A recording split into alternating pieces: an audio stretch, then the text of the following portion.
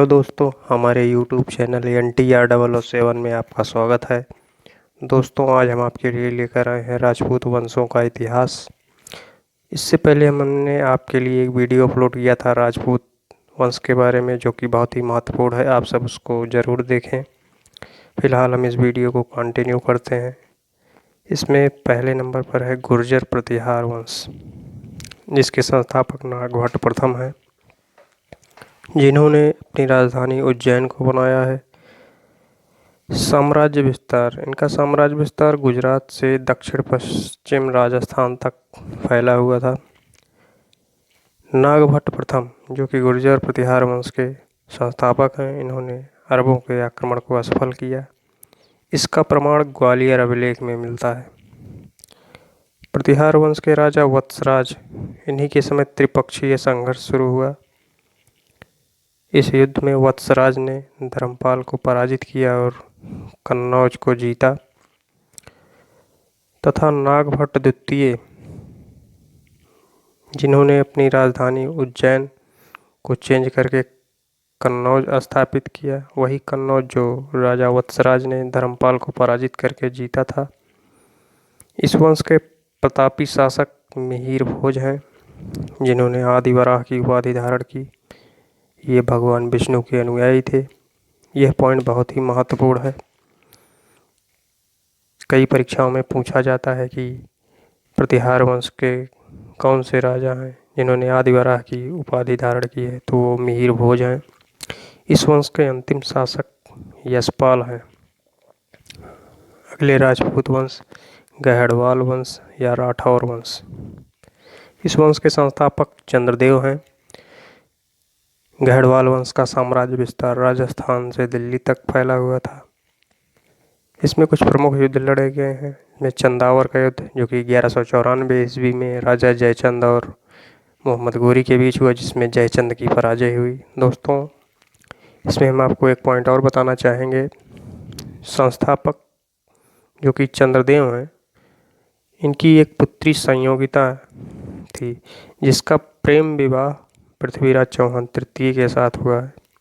यह पॉइंट आप लोग ज़रूर याद रखें। अगले हमारे राजपूत वंश हैं परमार वंश, इसके संस्थापक उपेंद्र राज या इन्हीं को कृष्ण राज भी कहा गया है। इन्होंने अपनी राजधानी धारा नगरी को बनाया और इस वंश के प्रमुख शासक राजा भोज हैं।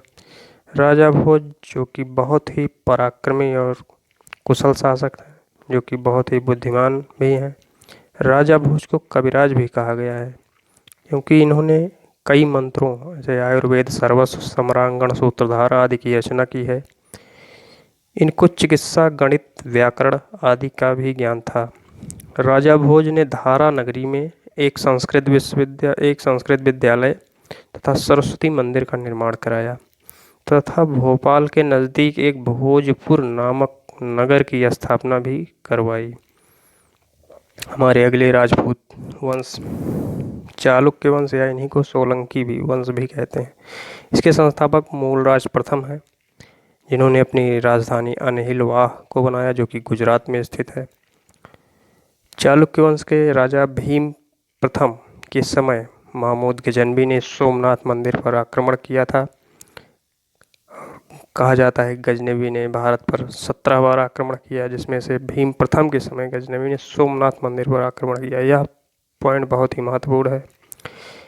और राजा जयसिंह सिद्धराज के दरबार में जैन आचार्य हेमचंद्र रहते थे। यह पॉइंट भी कई बार पूछा गया है कि आचार्य हेमचंद्र जो कि जैन आचार्य थे, किस राजा के दरबार में रहते थे? राजा जयसिंह सिद्धराज के। भीम द्वितीय, ये भीम प्रथम है, ये भीम द्वितीय हैं। भीम द्वितीय के समय सन 1178 ईस्वी में मोहम्मद गोरी ने चालुक्यों पर आक्रमण किया। इस युद्ध में गोरी पराजित हुआ। हम आपको भीम प्रथम के बारे में कुछ और जानकारियाँ देना चाहेंगे। भीम प्रथम के सामंत यानी मंत्री विमल शाह थे, जिनको पुत्र की प्राप्ति हुई। पुत्र प्राप्ति की खुशी में इन्होंने माउंट आबू पर्वत पर दिलवाड़ा के जैन मंदिर का निर्माण करवाया। इन्होंने जैन मंदिर का निर्माण करवाया क्योंकि इन्हीं के दरबार में आचार्य हेमचंद्र थे, जो कि जैन धर्म से ही संबंधित हैं।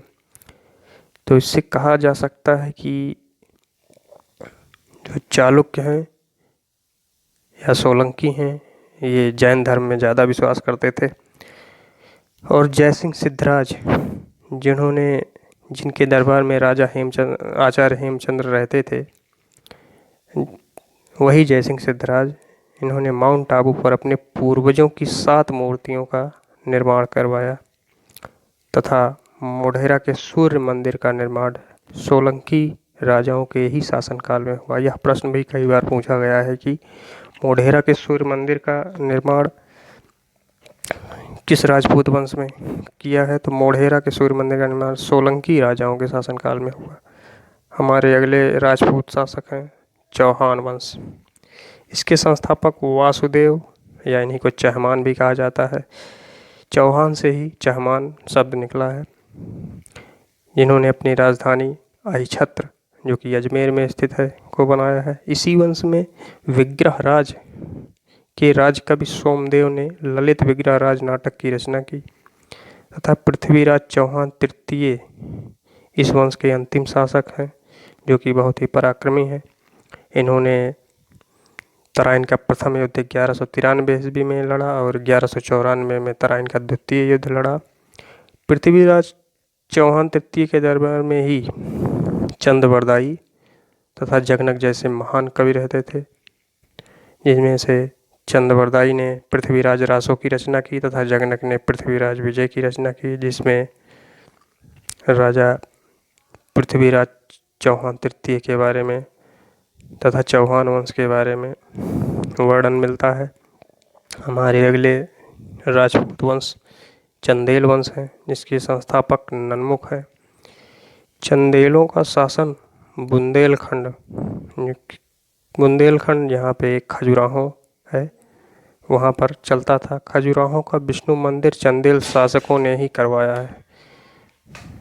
खजुराहो जो कि बुंदेलखंड में है, वहाँ पे एक विष्णु मंदिर बनवाया गया, जिसको चंदेल शासकों ने बनवाया। चंदेल वंश में ही एक राजा धग थे, जो कि बहुत ही महान राजा थे। इन्होंने जल समाधि प्रयागराज में ली थी। आल्हाउदल का नाम आप लोगों ने सुना होगा, जो कि राजा परमर्दी देव के सेनापति थे। एक युद्ध 1182 ईस्वी में पृथ्वीराज चौहान तृतीय से राजा परमर्दी देव के बीच एक युद्ध हुआ था, जिसमें राजा परमर्दी देव के सेनापति आल्हाउदल थे, जो कि बहुत ही पराक्रमी सेनापति हैं। इस वंश के राजा विद्याधर ने प्रतिहार राजा राज्यपाल की हत्या की। आपके दिमाग में होगा कि ये भी राजपूत हैं और प्रतिहार वंश के राजा वो भी राजपूत हैं, इन विद्याधर ने राज्यपाल की हत्या क्यों की? तो इसमें एक पॉइंट है, आप लोग उसको ज़रूर याद रखें कि एक बार प्रतिहार वंश के राजा राज्यपाल का शासन चल रहा था। उस समय अरबों ने आक्रमण किया तो राज्यपाल पीछे हट गए। इससे उस समय विद्याधर, जो कि बुंदेलखंड में राजा थे, इनको बहुत कष्ट हुआ, दुख हुआ। इसके पश्चाताप में विद्याधर राज्यपाल के पास गए और इनकी हत्या कर दी। इसी काल में राजपूतों में सती प्रथा, जौहर प्रथा का प्रचलन हुआ तथा सामंतवादी व्यवस्था का विकास हुआ। सती प्रथा का मतलब यहाँ पर हिंदू राजा या राजपूत राजा की जब मृत्यु हो जाती है तो उनकी पत्नी अपने आप को जला लेते हैं, इसको सती प्रथा करते हैं। तथा जौहर प्रथा जो है, जौहर प्रथा में होता था कि जब कोई राजपूत राजा या हिंदू राजा की मृत्यु हो जाती है किसी युद्ध में, जो कि मुस्लिम शासक हो, तो घर की सभी औरतें अपने आप को जला लेती थीं। इसको जौहर प्रथा कहते हैं। दोस्तों, अगर हमारा वीडियो आपको पसंद आए तो लाइक, शेयर और सब्सक्राइब करना ना भूलें।